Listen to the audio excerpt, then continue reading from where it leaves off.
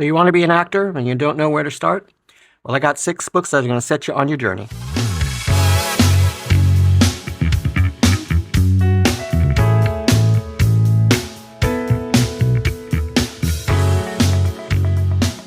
Welcome back to the pod, everybody. I'm Mike Dreyden Figueroa, and this is Unscripted and Unrehearsed, where I give you my take on things that I've experienced, seen, heard in this last week. And boy, do we got a lot to go over.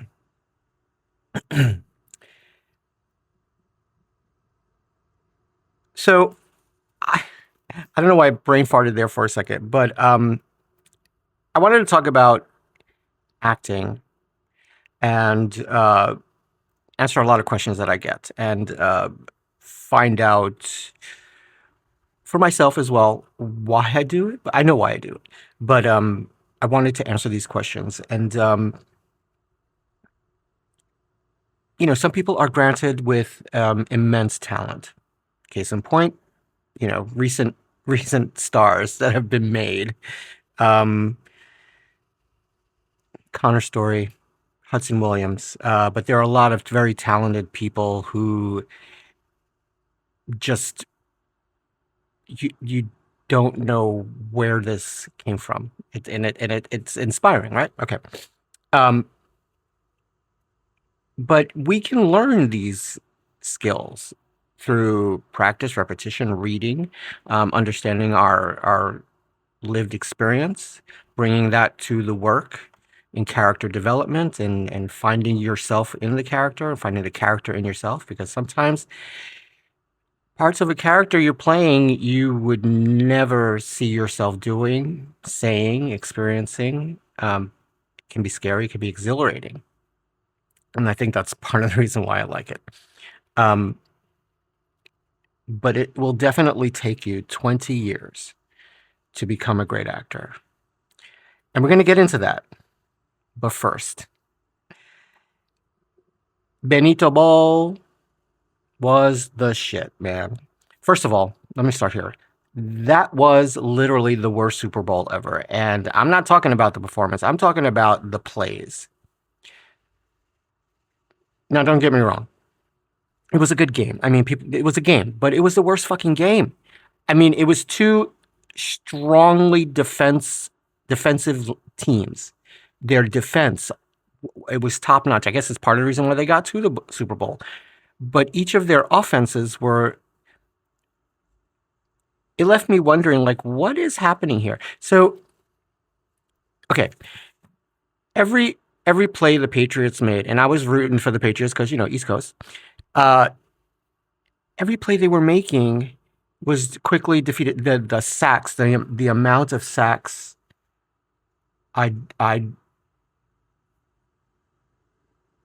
hadn't seen anything like that in years. And from what I understand, I think I forgot his name. He was a rookie, brand new, out of college, big star in school, I suppose. Super Bowl debut? Okay. Did he choke? No, he did not choke, but they were quick. The friggin' Seahawks were quick, and they nailed his ass too many times. I hate getting sacked. Getting sacked is like getting slapped and having your pocket picked and then slapped again. That's so aggressive. I'm sorry. No, it was terrible, and I felt for the kid, and I was like, oh, this is not going to end well. And I think that by the time they started scoring, the damage was done. There was no coming back. When anything happens unless it's like a miracle, and I've seen miracles happen, but unless it's a real miracle,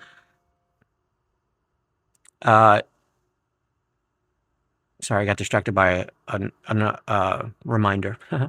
Unless it's a really out of nowhere miracle, plays in the fourth quarter never amount to anything good. So I felt bad. I mean, I was really hoping for the Patriots to win, but I mean, this was a repeat for both of them meeting at the Super Bowl? That's fun, rivalries. We love rivalries, right? And of course, the last time the Seahawks got to the Super Bowl was so many years ago. Hey, it's like rolling the dice. You never know who's going to do what and where and what have you. Side note in sports, Kike Hernandez is going back to the Dodgers. Great, I love this for the culture, for the Puerto Ricanos, para los Boricuas. But I was hoping he would end up a Yankee. Oh my God! But I think he detests the Yankees, if I'm not mistaken. I could be wrong there. I don't know. The halftime show. Listen, the numbers are in, and it's irrefutable. And thanks to Team Puerto Rico with 2 O's at the end on Instagram, these are the numbers. And I'm going to put a picture right there for you to see.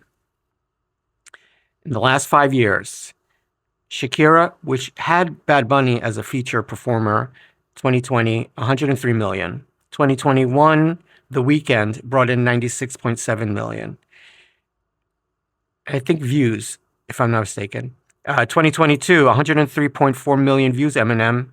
2023, that was 2022. 2023, 121 million, and that was Rihanna. Usher brought in for 2024, 123.4 million.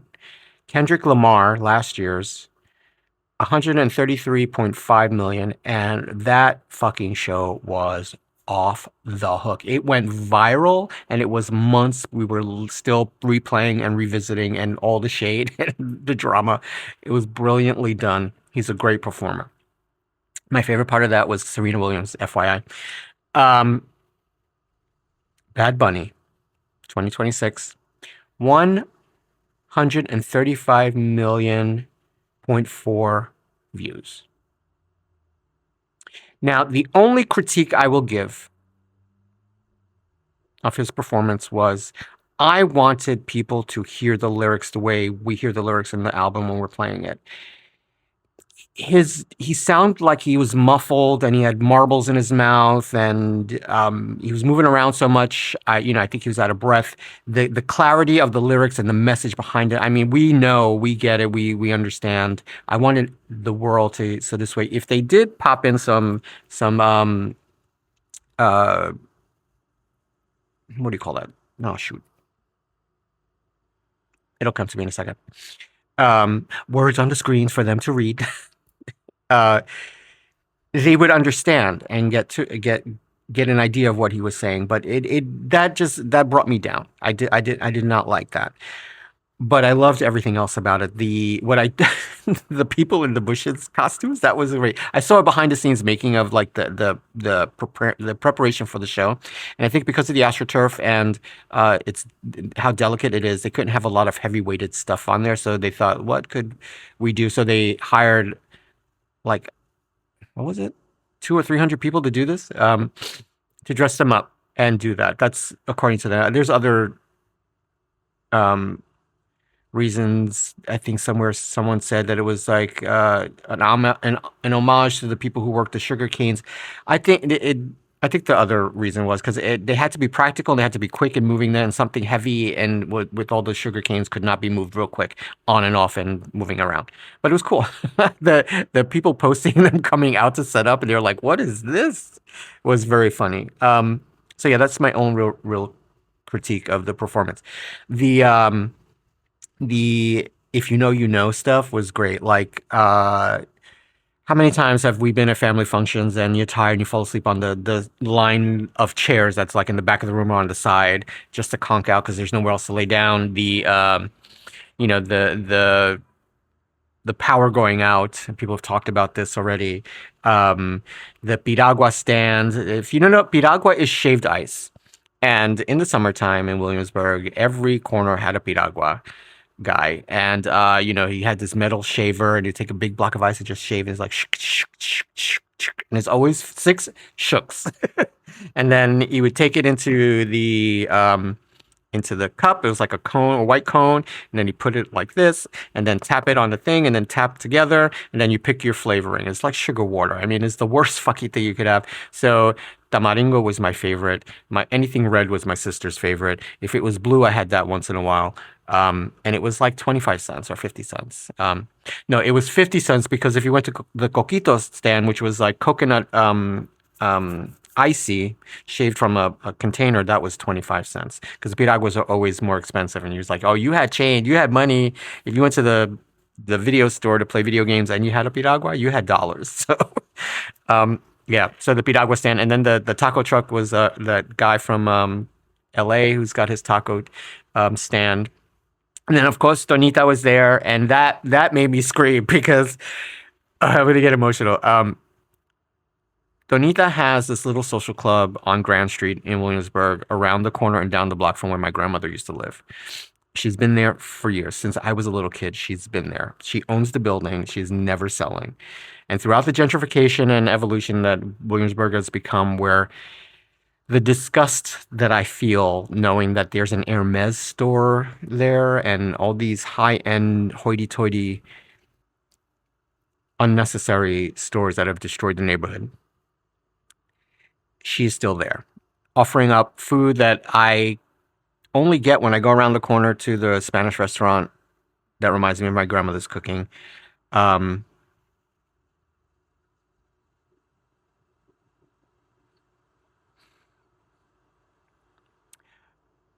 I She was there.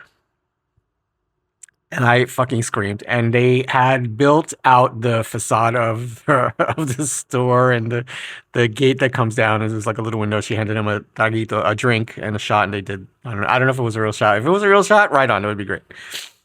So yeah, you can link to her Instagram in the show notes and check it out, and you can see a little part of me in my neighborhood where I grew up. And just as a reminder, Williamsburg or Greenpoint are twin neighborhoods. They overlap together. Our families overlapped in both neighborhoods, connected by McCarran Park, as far as I'm concerned, because I guess that was the major border, and Meeker Avenue and the BQE, the Brooklyn Queens Expressway. I loved Lady Gaga's performance. That was kind of cool. I mean, I like that song. I thought that was a weekend song or something, but I like that song a lot. But her dance, she had a little bit of sway. Her dancing salsa with Bad Bunny was very sweet. I loved it. Anybody can learn salsa, and it's the way you learn salsa is not just the steps; is you let the music inhabit your soul. Because once you hear the congas, and then you hear the rhythm, and then the I don't know how to name the instruments that you rake on a metal thing. It's kind of like a washing board, maybe. When you feel that enter you, your body takes over.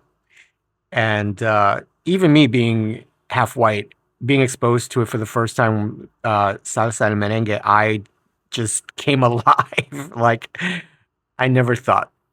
Um, so yeah, I thought it was great. Her dancing was great. Her by herself, she sort of lost the the beat there for a second, but she would quickly recover.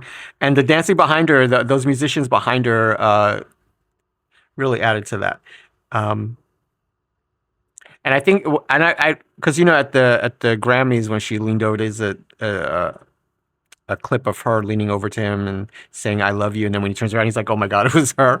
I wonder if they knew then that this was happening. I'm sure they did, but I think he was surprised that she was there. The I loved Ricky Martin being there. That was so cool because okay, so I've known about not known him, but I known about Ricky Martin from the Menudo days, and I've always been a fan of Menudo from you know young kids loving the Beatles. You like Menudo, and Ricky Martin was the youngest one. I had my crushes, yes, of course, but he's of all of them, he's really gone on to become an international musician, um, Grammy winning, all of that. But his experience was you can only sing in English to be accepted by English speakers, and I think that him telling Bad Bunny that sticking to your roots and all that has been a blessing and something to that effect. But seeing him there and singing in Spanish was great because he was always told, as I said, that you'll only be a star if you sing in English. But his albums contain Spanish, and they were Spanish versions of songs, and little sprinkling up there. But the message, I think, because Benito stuck from beginning to end, every lyric, every moment in Spanish of his album is where the power is. And yeah, he applauded him for that. And I guess the two most famous modern Puerto Rican musicians is Bad Bunny and Ricky Martin. I think before them, Hector Lavoe, his music is still makes me vibrate. Yeah, Hector Lavoe. And I became a fan of his through I saw a play at the Puerto Rican Traveling Theater in Hell's Kitchen. King Mactua Hector Lavoe is like, who killed Hector Lavoe? And the majority of the play was in Spanish and was brilliant. The music was amazing, and the guy playing him was a spitting image of him. It was shocking how much he looked like him. Um, so yeah, Super Bowl was great. That was a great part of it. Could have been better. The game. Um, I was such a jock. I was like, fuck, it's terrible. All right, so I started this part off because what had happened earlier with the FBI going to Georgia and raiding the Board of Elections there and taking documents and et cetera, et cetera. But Friday, I think it was, Congress, not the Senate, but Congress passed the SAVE Act, which pretty much is going to force people. Right. How can I explain this? Because it's like in my head, but I want to be precise here. It's going to turn election day sideways because the new requirements as far as identification, if it passes, is going to be ridiculous. And when I say ridiculous, I'm saying if you're married and you took your husband's name, you can't vote because you can't prove your identity because it's different on your documents. That's one. If you're a new voter, like, you just turned 18 and you have, maybe your selective service card or you don't have a real ID or anything like that, you can't vote because you can't prove your identity. A birth certificate will not suffice. If you have a passport, great. How do you get a passport nowadays? You need a birth certificate and your social security card, I believe, still. But what if you don't have those? You can't get those without a passport. They've made this so insane. Let me catch a breath. In the process for me getting my driver's license to become a real ID driver's license, I had to, and this was during quarantine, okay? I had to, first of all, it costs a lot of money. I had to get a new birth certificate because my birth certificate, when I went to renew my driver's license, was so old and so tattered, they wouldn't accept it. And it wasn't like in pieces. It was just very old. It had the original, 1960s, embossment on it. And, it was old because I'm old. I had to get a new one. That took a while. And I think it cost me a few bucks. And then to get a new social security card, I had to send in my birth certificate. They didn't want a copy of it. They wanted the birth certificate. All right, here I go. I'm putting my birth certificate that I just got in the mail to Social Security office and wait for them both to come back. Took weeks. I'm like, oh, I just screwed myself here. Then finally that came, and of course you could renew. Normally you can't, but you could renew online for your passport. Since I already had one, renewing is easy. If you don't have one, it's a lot harder. With all that said, this is what I want you guys to do, especially if you're a woman and you just got married. If you're a man and you just got married and you took your wife's name, people, get your documents now. Make sure, first of all, log online. Make sure your voter registration is up to date. Your address is up to date. Your date of birth, all of that, all of your info is up to date.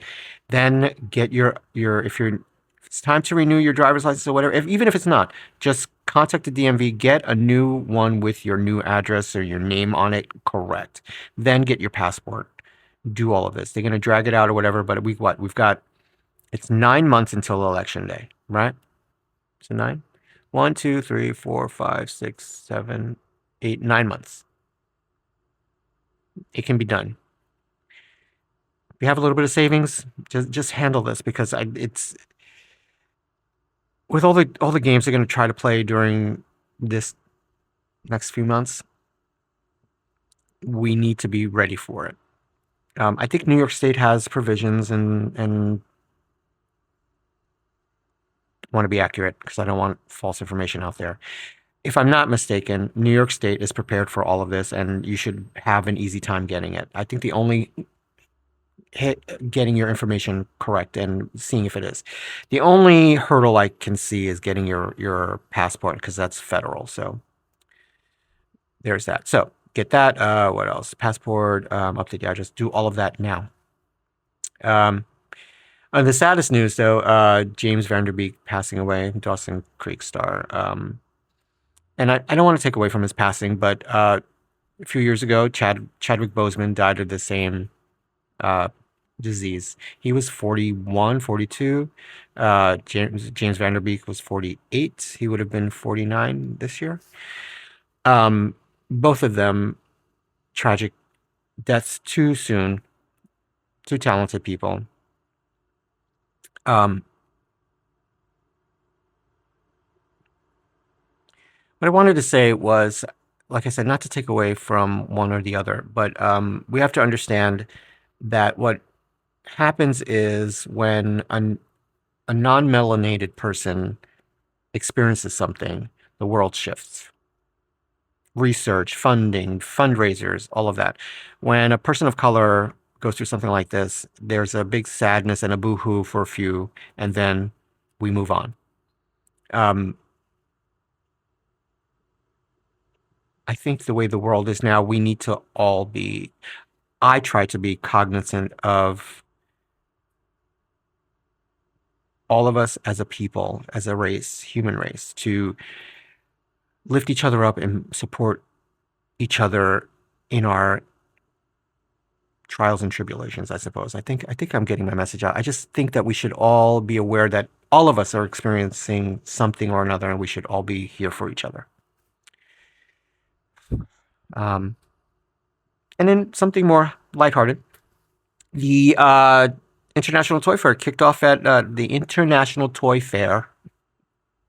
Sometimes I mumble and garble, and the International Toy Fair kicked off this weekend, yesterday at the Jacob Javits Center.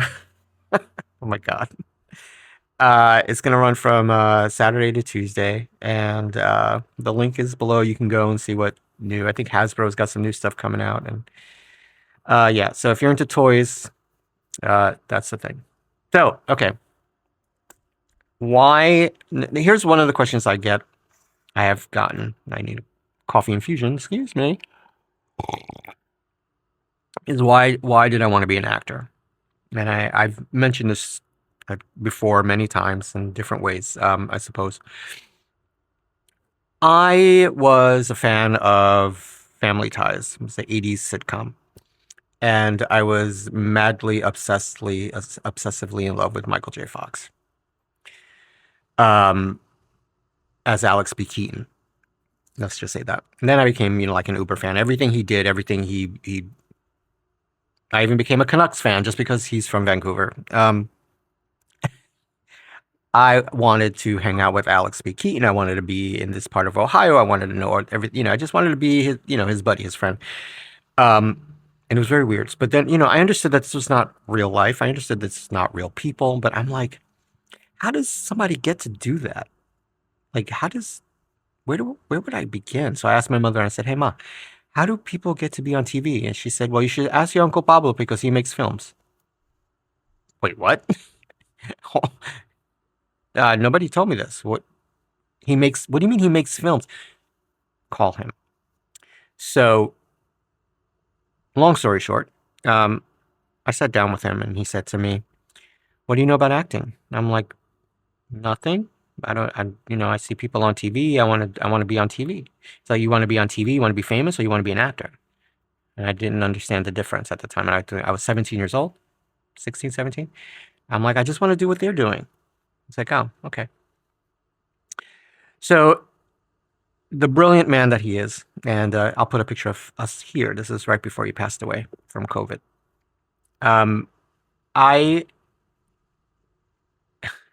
He took me to see my first play. I believe it was at the Booth Theater, if I'm not mistaken. It was called As Is.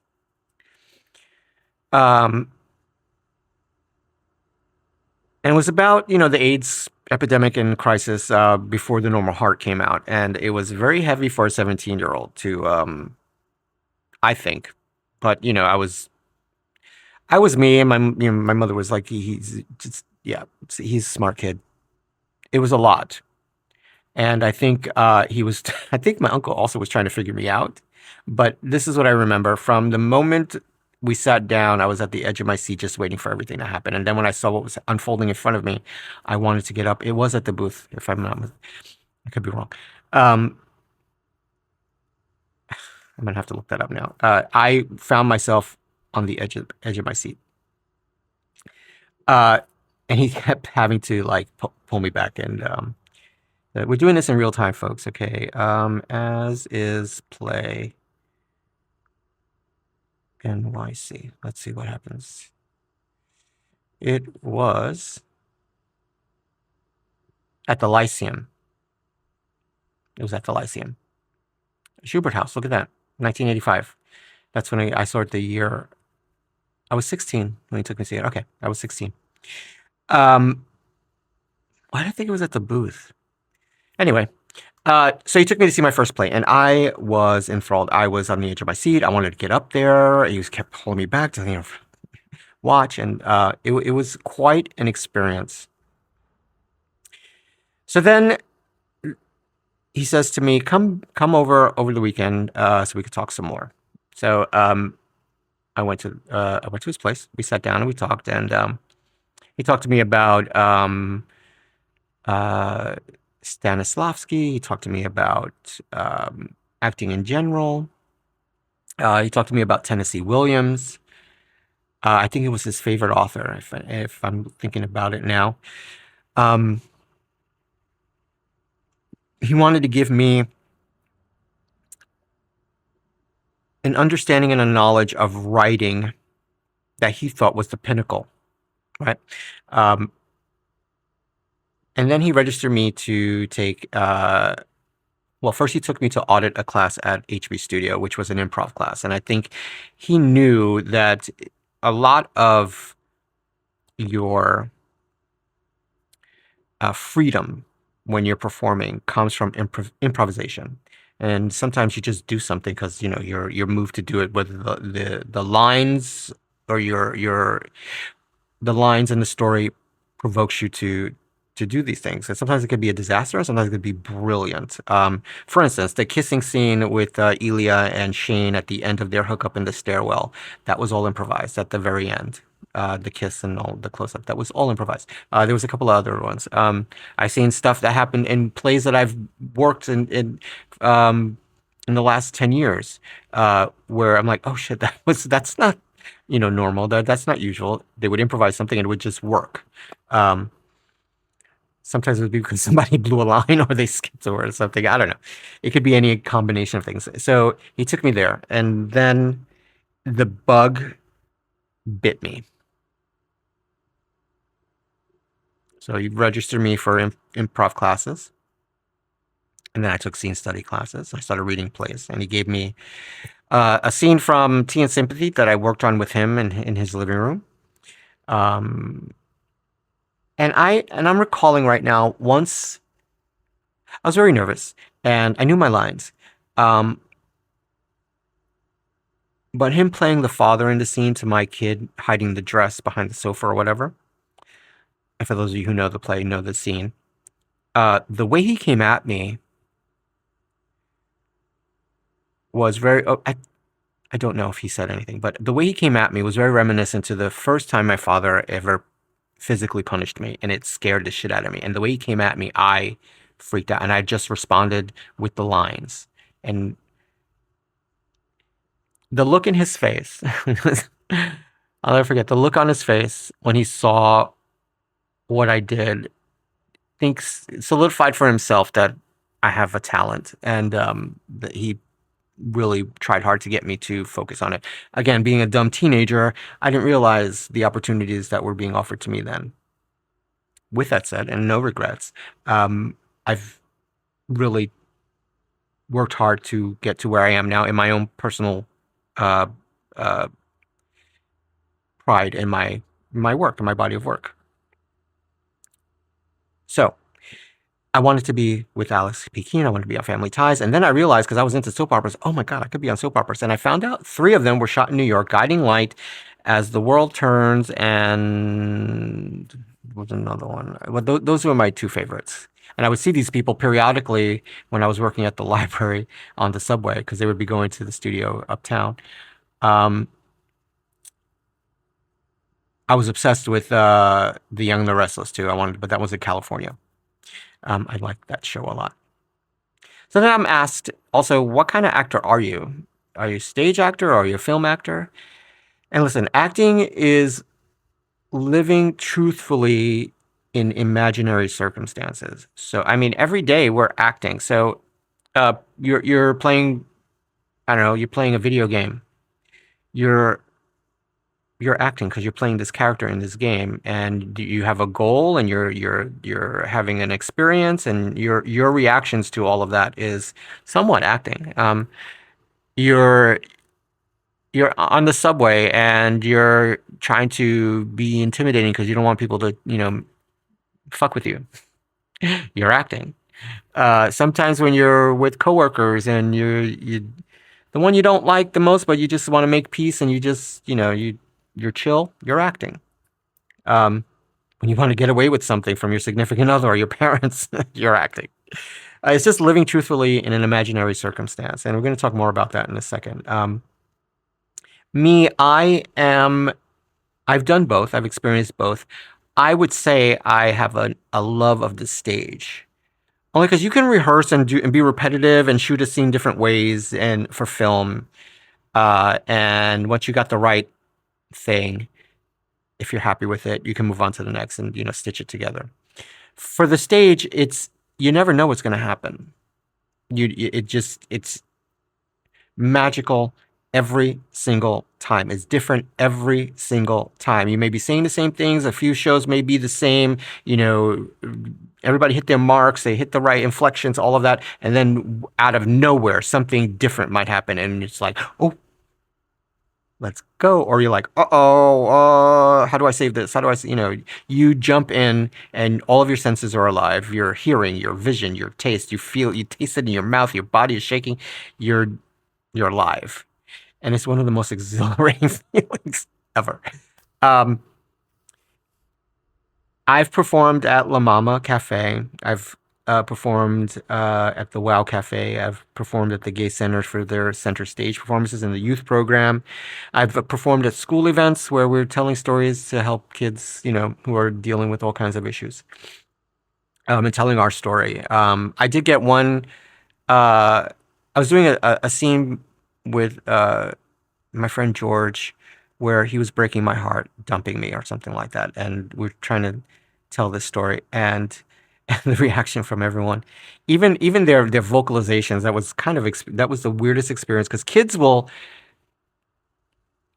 if you've been around kids will be like, oh shit, whoa, damn, that's fucked up, and we have to like stay in it doing all of that. We got I got a lot of sympathy. He got a lot of hate, but they loved our performance.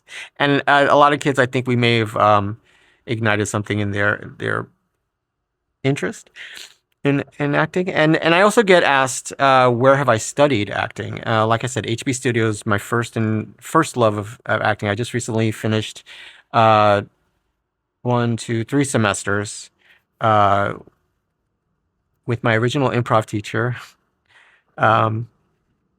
She didn't remember me, but I reminded her. And 2 really incredible teachers, and I really want to get back there, but it's so expensive.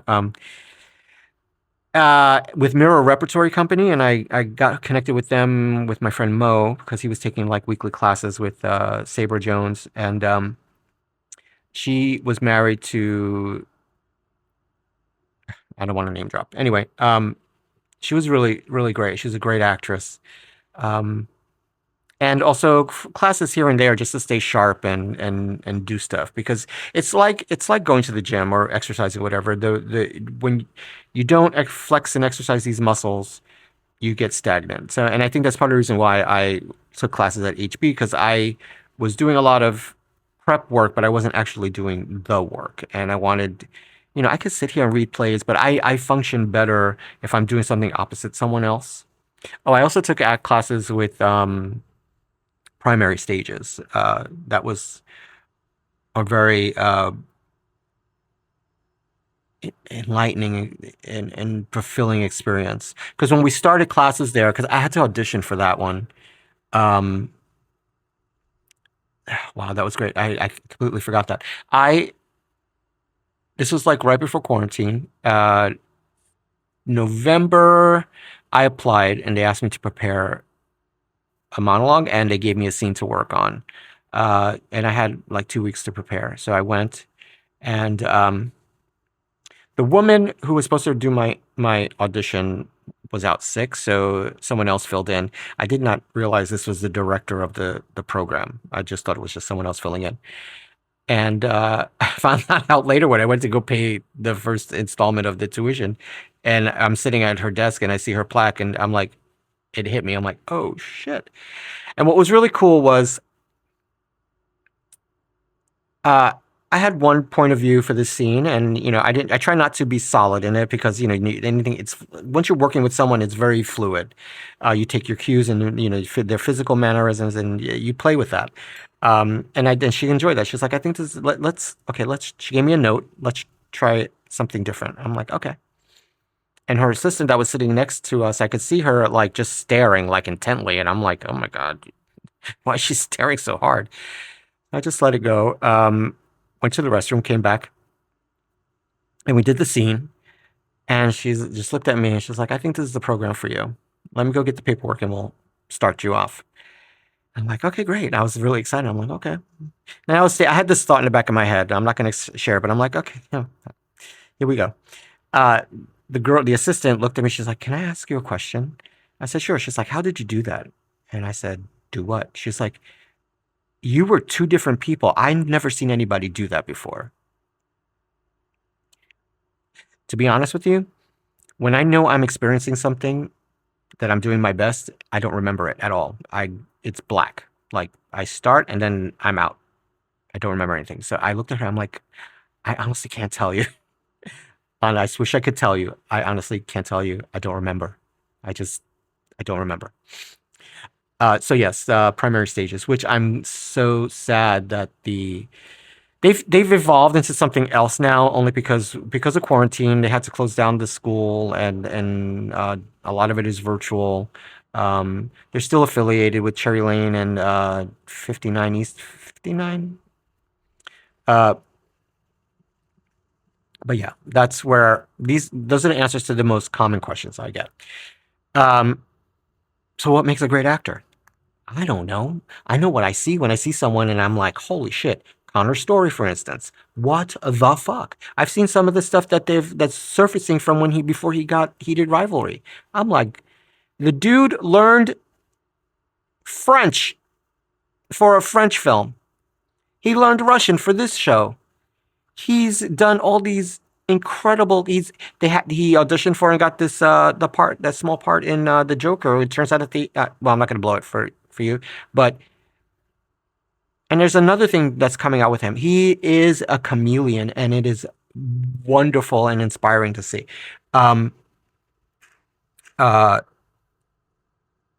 What else makes a great actor? I don't know. Study, preparation. I don't like to quote her as much as before, but it's something Oprah has said, and I've tried to remember this. I think luck is preparation meeting the moment of opportunity, right? Something to that effect, right? Just being prepared, understanding, reading. It was Meisner who said it'll take you 20 years to become a great actor. And when I read that when I was 17, I'm like, Jesus Christ, I don't have 20. I don't want to wait 20 years to be an actor. But what he was saying is, in those 20 years, what will make you a great actor, he wasn't saying you can't be an actor until then. What will make you a great actor is your life experience, cultural experiences, tastes of food, drinks, family experience, all of these sensory experience, everything culminating where you can draw upon these memories these feelings, these moments, and apply them as if it's happening now in front of you, and bringing all of that you have inside of you, that experience, to that moment, in living truthfully in that moment. That is what I think will make a great actor. Um, I think reading plays will make you a great actor. If you are reading a story, for instance, if you're reading the heated rivalry stories, and if you can imagine yourself as one of these characters, you're acting. If you're, and not like saying the lines in a particular way or inflection, just imagining yourself in the story, you're acting. If you find yourself all of a sudden just walking down, you go Hollander, you're acting. If you're reciting your favorite Star Wars scene or what have you, you're acting. You know, even if you're just goofing off, if this is stuff that excites you, you're acting.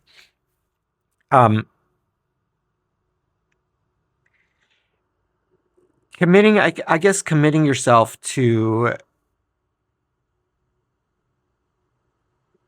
I think committing yourself to it, because acting is not remembering a bunch of words and then just saying them all willy-nilly. There's a whole lot going on. There's the relationship between the characters, the relationship, your relationships, as in your life. So you're getting dressed, you're going to work, your significant other just broke the coffee pot, you're not getting coffee. All of that's going on in your body right there. You're taking, when you leave and you go to work, you're bringing that with you. Nobody knows, but you're bringing that with you. Your moment before was, I didn't get my fucking coffee because this idiot broke the fucking coffee pot. Now I got to go spend money at Starbucks because I don't have $10 for a fucking latte. All of that. And then you bring that energy with you, and someone's, hi, I just need I don't have time for you right now. I haven't had my coffee. That front moment before is coming through. Like, oh my God, I'm so sorry. I didn't mean to bother you. I may have just, nutshelled all of that together and crumpled it up, but that's part of it. That's what acting is. Finding out, and it can be anything, because none of that is written. None of that is real, except for you as the actor bringing this character to life.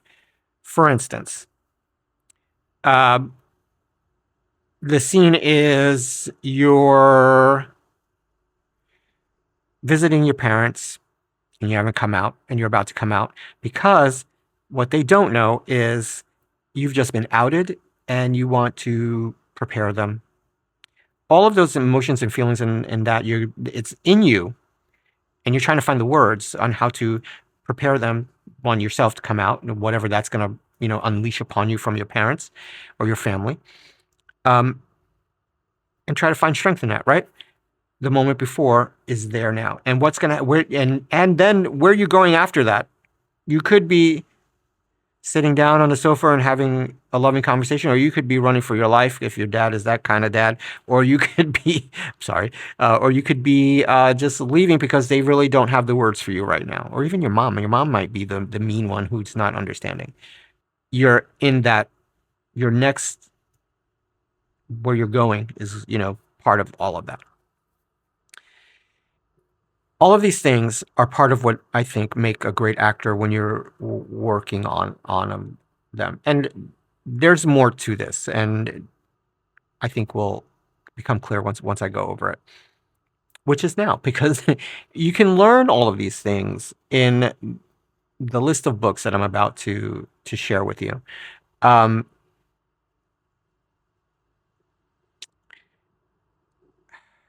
I'm emotional right now because this is something that I love. I've loved it since I was a kid, and I wish I was far more ahead in this career and made different choices in the past. And not from regret, but out of fear, because I when when I'm comfortable, I okay, this is coming out wrong. All right, so auditioning scares the hell out of me. Well, it used to. It doesn't scare me anymore. So a lot of the times I didn't go for things because of the audition process. I could be prepared and do a performance and be all of that, if knowing everyone and being comfortable in the situation. I know them, they know me. They no judgments. I don't feel like I'm being judged. But walking into a audition room, reading opposite someone in the past scared me. It didn't scare me anymore after the primary stages experience because, and I'll tell you why. Uh, we were sitting down at a table doing this scene together as if we were in a restaurant. And I had found out, oh, find my comfort spot, how I'm standing or how I'm not standing. It's usually in the character. Once I find out in the character, there's no fear anymore. Anyway, I digress. These books, my camera's shaking. These books are going to help you if you're serious about, or just curious about, and I need my glasses for this. Oh, I got a message.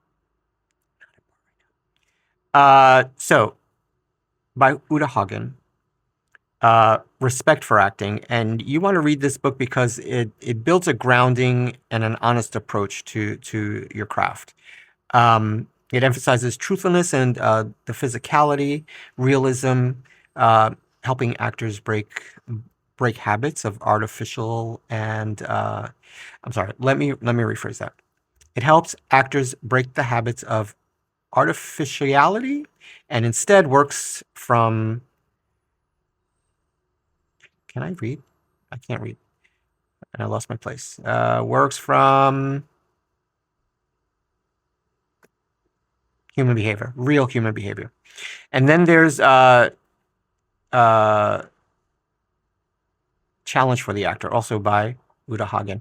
I love this one the most because it's rigorous exercises where you do different steps. First of all is destination. There's in the moment exercises. And basically, it's through rigorous exercises, this book teaches you how to investigate your character's wants, needs, actions, and in a disciplined way. And it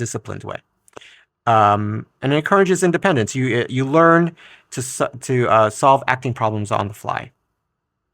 It's really good. Sanford Meisner on acting. It teaches you and it trains you to respond instinctively in moments rather than pre-thinking or pre-performing. So a lot of times, I mean, I've done this myself where I'm like, all right, so we're going to do this, we're going to do that, I'm going to do this, I'm going to do that. And then it's the wrong thing at the wrong time. And it's not, especially when something doesn't go the way you planned and you got to improvise. His book will help you get past that.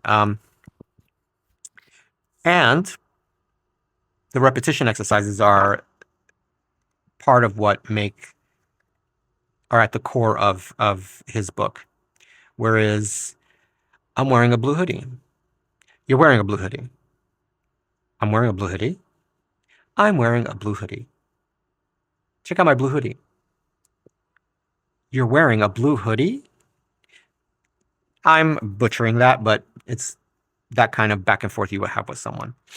Stanislavski, The Actor Prepares. That is one of the most legendary books you can start with if you'd like. A lot of the teachers that came, like Meisner,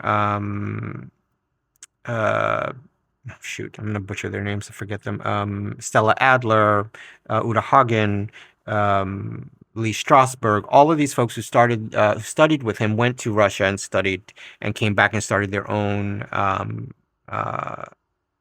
companies and then diverged off into their own teaching styles, came from this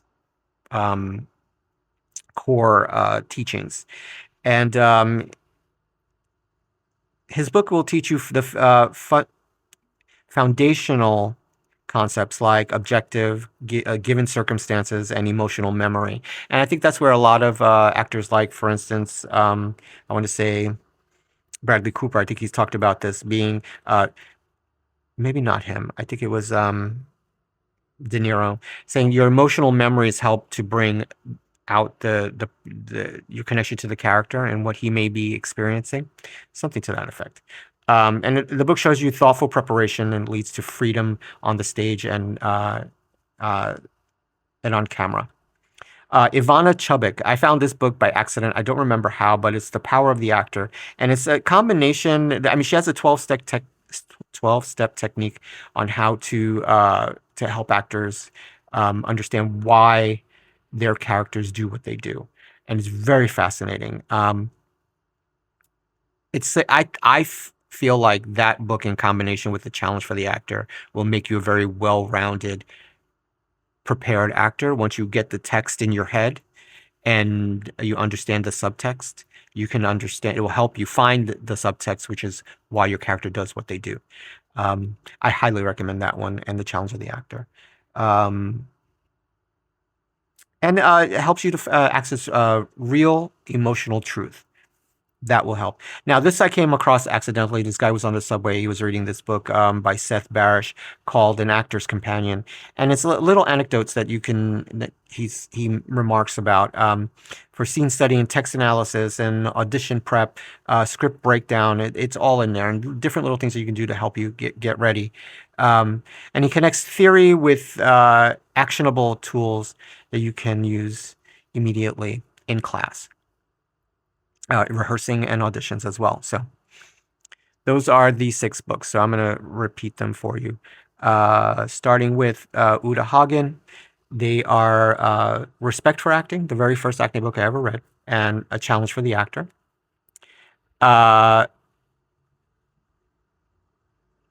You want Sanford Meisner on acting. You want An Actor Prepares by Stanislavski. The Power of the Actor by Ivana Chubbuck, and An Actor's Companion by Seth Barrish. Also, I think what would make a great actor is reading everything. You need to read newspapers. You need to read magazines. You need to read comic books. You need to read plays. You need to read, I don't know, everything. Read everything. Even your own notes. Sometimes something might jump out at you like, oh, that's interesting. Why did I write that? Keep a journal, because if you're writing, get the noise out of your head first of all the distraction, doubt, blah blah blah. I just keep that, and then if you go back and read your journal, you can find something that will inspire you and make you pretty good. Go to different restaurants. Try something different. And this is another lesson. When my uncle asked me once, I never really had pesto before, and I never had homemade pesto until my uncle made it. And he's like, "Would you like pesto on your pasta?" I'm like, "I don't like that." He's like, "Have you ever had pesto?" And I'm like, "No." It's like, "Well, how do you know if you haven't? You don't like it if you haven't tasted it?" I'm like, "Oh yeah, you're right." So I tasted pesto, and I liked his pesto. So ever since then, I like pesto, homemade, by the way. Travel. Hey, you don't have to spend a lot of money to go somewhere. I mean, take the bus to Boston and walk around Boston for a while. Go see the Liberty Bell. Go to, I think that's in Philly actually. Go to Philly. I'm talking about East Coast people. If you're on the West Coast, listen, go. I don't know, go down to Baja. Go down to if you're in LA, go to Palm Springs. Go to I don't know. I was only in LA for 3 months and I don't know what's around there. Go to San Francisco if you can. I know that's not an expensive trip. If you're in Chicago, go up to Canada. Go. I don't know. Get out of your immediate area. Yeah. So I hope this was helpful for you, and you liked it. If it, I mean, you tell me. I want to know. Have you ever thought about being an actor? What is it about acting that you thought you might want to experience? Would you like to take a class? There's lots of ways to take a class. Highly recommend HB Studio. A lot of them are in the evenings. I go to playbill.com and look for classes, or you can Google or search somehow. Acting classes. Some are expensive, some are not. Try it. Also, acting is movement. So if you take a dance class or something that teaches movement, that's worth it too. Why not? All right, until next time, folks. If you made it this far, draw. I'd love it. I really would love it if you would drop the comedy and tragedy emoji. It's the acting emoji that has a smiling mask and a sad mask. That's comedy and tragedy. Drop that in the comments below. And let me know, which of these books you're going to go check out for. You can get them all, I believe, all of them at the Drama Bookshop on 39th Street off of 8th Avenue. Or was it 38th? It's on 38th Street now, right? They moved. Wait. 39th Street. Off 8th, between 7th, 8th, more towards 8th. Google it. So yeah, if you found anything helpful in this episode, please hit that like button, share, follow, ring the bell so we can get updates on the next one. And hey, listen, do me a favor. After you liked and followed and shared all of this, I want you to head over to my Patreon for a special bonus portion of this. I'm going to talk about my 2 favorite books and a couple of 2 extra resources that you might want to consider if you're going to pursue acting. And I think you're going to like that. And I'm trying to stay ads free. So follow me on Buzzsprout. That's where the audio version of this pod is. And of course, the Patreon page. You're going to get early access to a bunch of stuff that I'm doing. Shout outs. You'll get behind the scenes stuff that I'm working on and trying to finagle because I'm only here by myself. And I'm preparing a live video chat once a month. So everyone who signs up for that, you get the invite and the link, and we can sit here and chit chat about everything and anything. It doesn't matter. Or maybe something specific that we want to chat about. So yeah, do that. Oh, I'm going to talk about my the actors who inspire me too. You want to tune in over there. It's very important. Well, to me anyway. Again, thanks for being here. I love you. Be safe. Get your docs in order. I'll see you soon.